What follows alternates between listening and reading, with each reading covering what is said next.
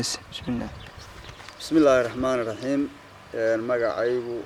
waa abwaan cabdulqaadir faarax dhufsay waxaan doonayaa inaan ka hadlo dhaqanka iyo guurka iyo hanaanka uu leeyahay. bismillah. hadday guudad lay noqoto oo gabadhu qaan gaarto galaas dahaba weeye hadday joogto gurigooda gaarida dhashiyo aabaheed way guntanayaan dharka waa inay uga gadaan kaan la goyn karin sida gore haldhaagii waxay guud ka firataaba garaarihi iyo laafiyaha waxaa gororta moodaaba kardaadka iyo naasaa waxay baragadaysaa sida goosha xoolaha waxay ganac u joogtaaba gacaloy waxay hooyadeed gaar ka qabataaba ragga waxay la goolaaftantoo gedagedootaaba gafkeed niman ahayn iyo waxay gaxashka diidaaba marun bay ku guulaysataa inan gadeedaaye galab iyo haddii dhowr habeen sheeko kala gaadho googoynta badan xaalku waa gura fogaadaaye gabagabada iyo waa inay goboda gaaraan waa inay habeen inuu la gudo gabadhu diidaaye waa inuu go'aankeedu yahay weliga iigeey nu gurguuranayuu ahaa gaafihii hore waa inuu gadaal ugu noqdaa geesigii dhalay gacalkiiyo xigtada waa inay taladu gaadhaay gacalkiiyo xigtada waa inay taladu gaadhaay sooryada gartaya waa inuu madasha geeyaay waa inuu gobaadoo dhashiyo geel ka bixiyaay hooyadu gunnada waa inay gaar u leedahay gayaankeedu waa inay maqlaan waa la guursaday waa inay gargeertiyo bulshadu ducuga guulmaan daruur gibil cad saylaan golladay geeda ka hanaaday godantaynu joogniyo biyaha gulungulcaynaya gacal wada dirsiyo beelahoo goobta wada jooga ha yeeshee galladii waa inuu gabadha dheelmaaye waa inuu intuu gobolka tago gaari soo rarohe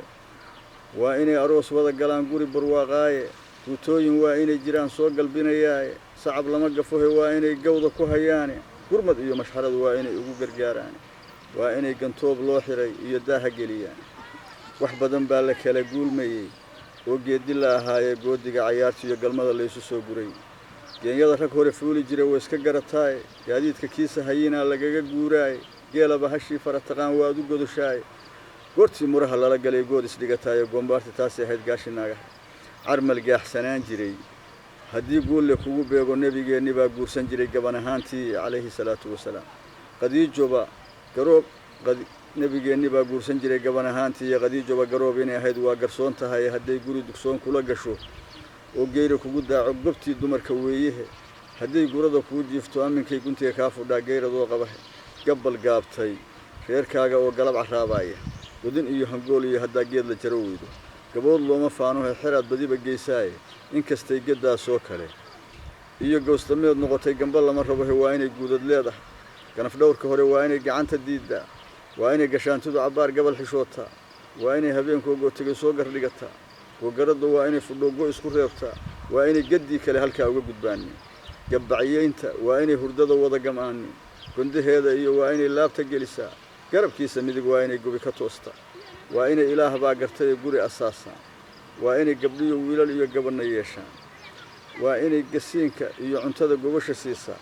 waa inay galaabeen taqaan gob iyo xaalkeeda gur iyo toosba waa inay gasho raalli gelisaa gaf hadduu ka dhaco waa inay kala gar qaataan oo waa inaanay weligood garramin gale fagaaraa waa inay cibaadada gutaan geeri ka horow gabayayga kuma koobi karo reer isguursada iyo gobooda u dammaysa iyo haddaan hadalka soo gaabsho waa inay